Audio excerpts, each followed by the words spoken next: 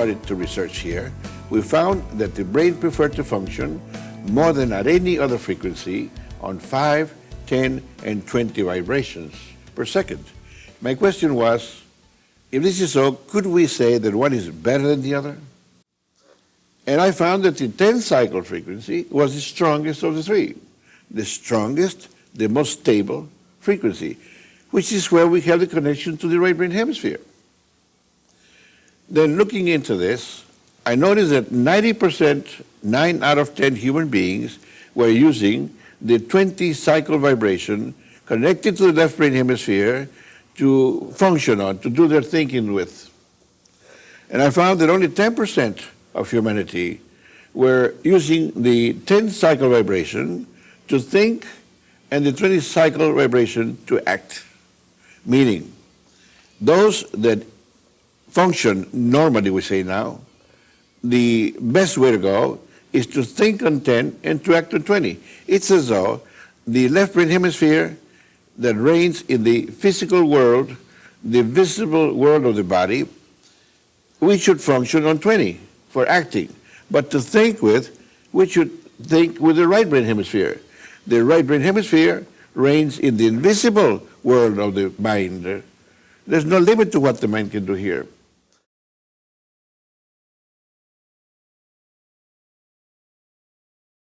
Once we find the dimension, then we need to get the student to become familiar with this dimension. But in order for the person to become familiar, we need to go over what the person already knows, what the person has experienced, so he will not jump into something new altogether. And what do we do here? We want to first get them to use their mind, meaning their human intelligence, at this dimension, at the 10-cycle frequency, and go over what the person has learned and experienced. What does the person have in mind as experiences? Well, what do you do more per day? That is, you know how to dress yourself, you live in a certain home, you've seen this home so many times, you know your bedroom, you know your living room, you know your kitchen at home. Well, depends how long you've lived in this particular place. So let's go over and review what you have learned, what you have accumulated in your brain as information.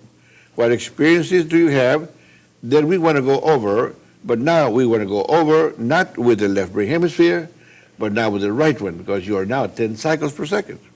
Brain activity. So we say, okay, now, let's call it mental projection. Now, mentally project to stand in front of your home, for instance, and look at your house. You've seen it so many times. Give him time to do that. Look at the roof. Remember the roof? What type of roof do you have? Windows? Are they painted different colors? What colors are your windows, if so? Come down on from top to bottom, like reading a book, you know, from left to right, and go over everything it attracts your attention, and describe it mentally. You've seen it before. You're recalling what experiences you have. Now do this as much. We go over with the student, give him enough time to look at these different parts of his house and to pick on colors. Make sure you detect colors. What color is your roof? What color are the windows? What color is your house? What color are the leaves of the tree if you have a tree in front of your house, and so on. Colors, colors, colors. Always want to bring in colors. This is the spectrum at this dimension. So then we say, okay, you walk towards the door. You walked towards the door before? So many times. It's strongly impressed in your brain. You have no trouble in recalling what you have seen before, because it's like remembering. Remembering is visualizing. Remembering what you have seen is visualizing. You're already practicing visualization with the use of the right brain hemisphere. You've done it, but you did it before with the left one. You're not getting too many things done with the left one. We want to do more things with the right one also, in addition to the left one. So now you have learned to use the left one. We're teaching you to use the right one now. So let's go and make a copy of everything you've seen, all your experiences, and transfer them consciously to your right brain hemisphere now, consciously. So now, you walk in towards your door. Remember what kind of a door handle do you have? Is it round? I mean, you know what it is. You've seen it before. You've touched it so many times. Feel as though you're touching it again. You're opening the door, the front door, to enter your home. You're using your key, maybe, if you have a key, and you want to unlock the door. You've done it so many times. Go over it mentally. This is mental projection through visualization.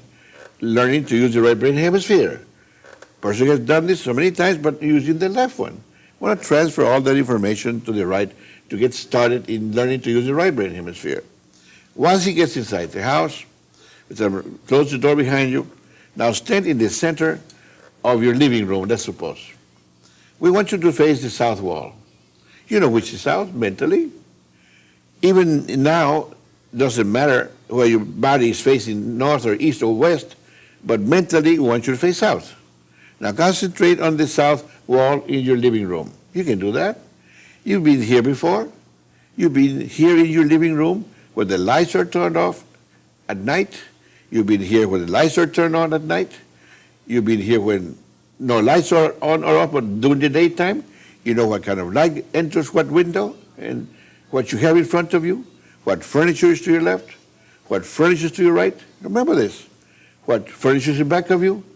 We want to establish all information that has previously been recorded and impressed, experienced with the left brain hemisphere. Now we want to transfer it to the right one at 10 cycles. Now this is the very beginning.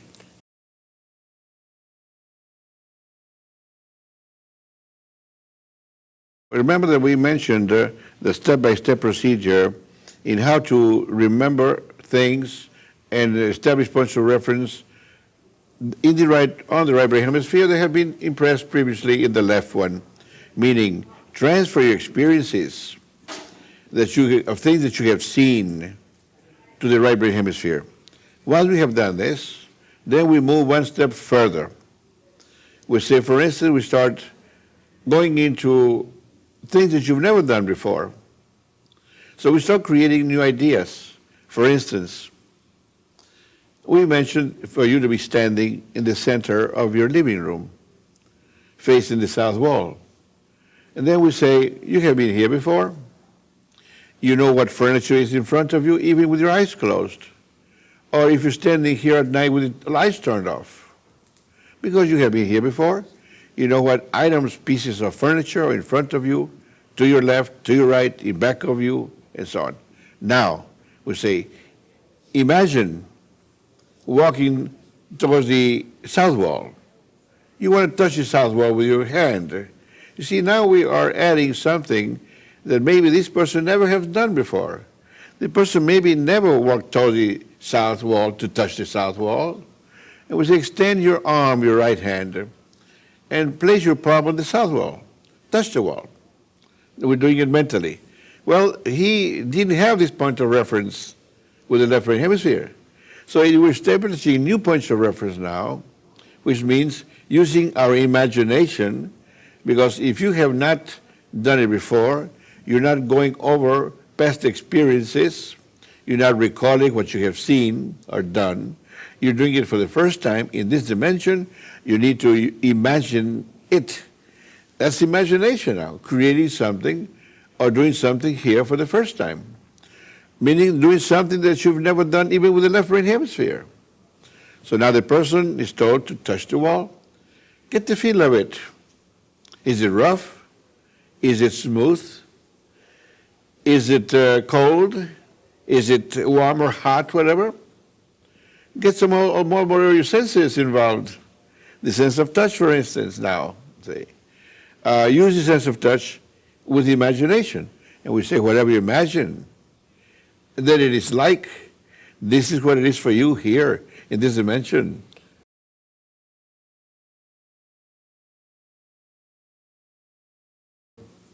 Then we expand a little more. We want to keep on doing more and more things that he has never done before, even with the left brain hemisphere. So let's say, for instance, imagine that you're getting closer and closer to the wall. You're about at arm's length. Now you're 1 foot away, 12 inches away. Now you're 3 inches away. Focus on the wall. Can you see the pores of the wood, you see? Or brick if it's brick, or cement, whatever it is, you know? Concentrate on it. Establishing points of reference for the first time. He's never done this before. Now, go ahead and project yourself mentally inside the wall. He's never been inside his wall. I want to count from 1 to 3, and you're going to feel as though you're already inside the wall. 1, 2, 3, you're inside the wall. Imagine that you are. Use your imagination. Now, here inside the wall, this is the first time you have experienced this. Tell me, is there any sense of sight to be used here? Is there any light? Try and see if you can see anything. What do you imagine that you would see inside the wall? Whatever your imagination perceives at this dimension, this is what it would be for you in the future as an experience, point of reference.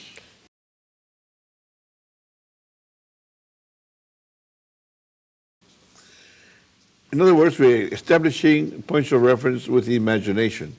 This is the fundamental, basic points of reference. We're going to get more complex in the later exercises, so as to be able to find oil where there need to be looking for oil. Where's oil? How deep is it? What quantities are there? To find gold, for instance, we don't know where's the gold vein for finding gold. If we have experiences that we have been observing gold in the mental dimension.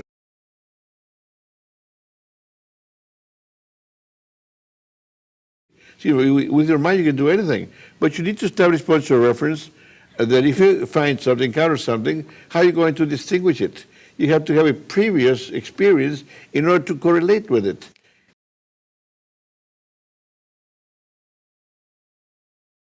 The mental dimension is an existing world like the physical dimension is. So we need to establish points of reference in each one of them.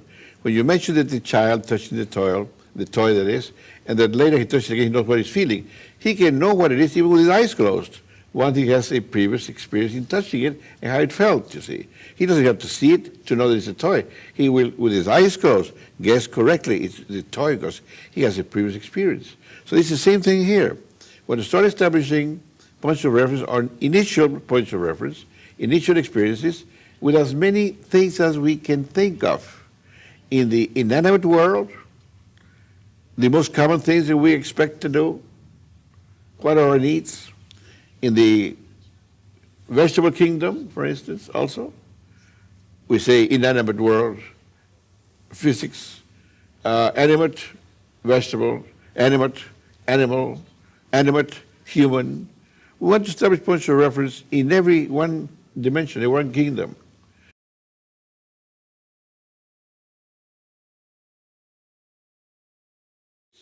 But first of all, we must function in the inanimate world, the inanimate kingdom dimension, and establish as many points of reference as we can, like we did, projecting into the wall. Now we tell the individual, okay, now you're inside the wall. Imagine that you are. You've never been here before, but now, using your sense of sight, do you detect any brilliance here, any light? If so, what intensity? And if so, what color? So now we start using the subjective sense of sight. See, we have subjective senses, like we have objective senses. The subjective is the fundamental, they call it the psychic sense, which is a mental sense. Now, all these subjective senses belong to the right brain hemisphere. The objective senses belong to the left one. They're extensions of the fundamental subjective, the ones that we use physically with the left brain hemisphere. So then we started to use the subjective sense of touch, the wall. Then the subjective sense of sight. What do you imagine that you can perceive? Light, for instance, with sense of light or sense of sight. Intensity and color. Then we say sense of smell. Is there a difference of smell inside this wall as compared to being outside? Use your imagination. Whatever your imagination perceives, this is what it would be for you as a point of reference for the future, because you are experiencing that right now. So then, this is mental projection to a wall, for instance. Sound, and now sound. What are we going to do about sound? Form a fist, imaginary fist, and knock on the inside wall, and see how the sound reflects to you. Is it very solid?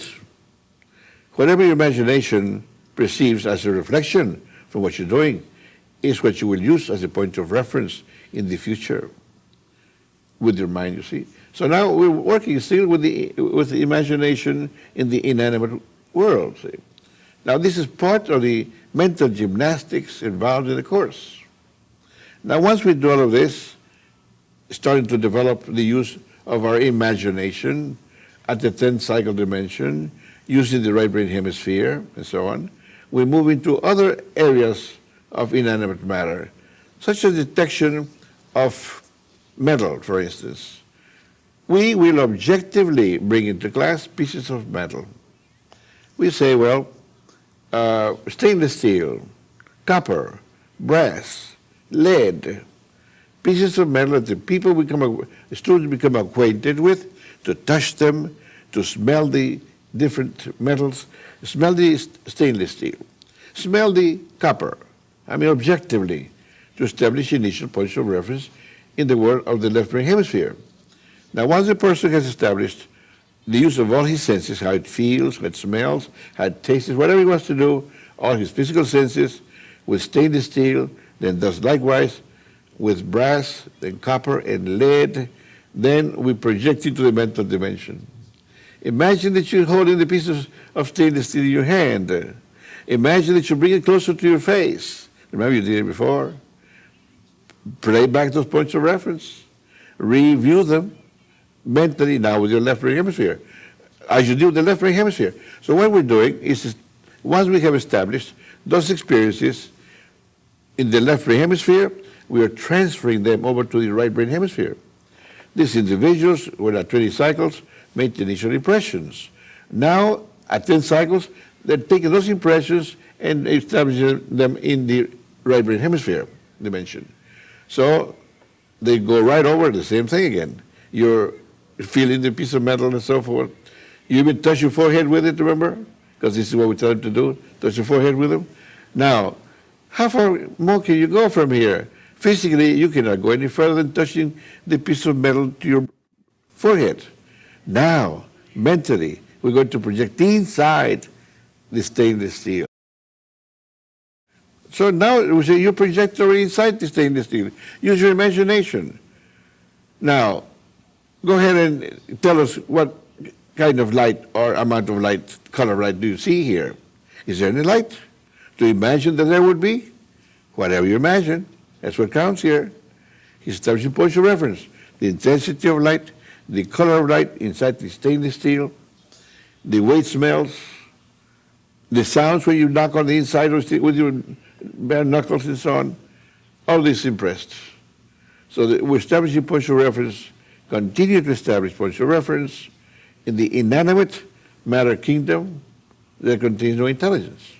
We do likewise, special exercises. There's more exercise to be done with the wall, with stainless steel, with copper, brass, and lead. Then we compare them.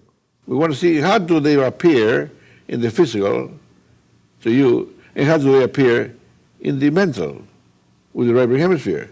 You see, when we operate from the left brain hemisphere, when we say we mean consciousness, awareness. We're using the physical senses. When we operate, we again, consciousness, awareness, operate from the right brain hemisphere, we're using imagination, visualization, and imagination. The psychic or mental senses. Psychic means mental. Psychic development means mental development. And we all try to improve our mental abilities, our psychic abilities.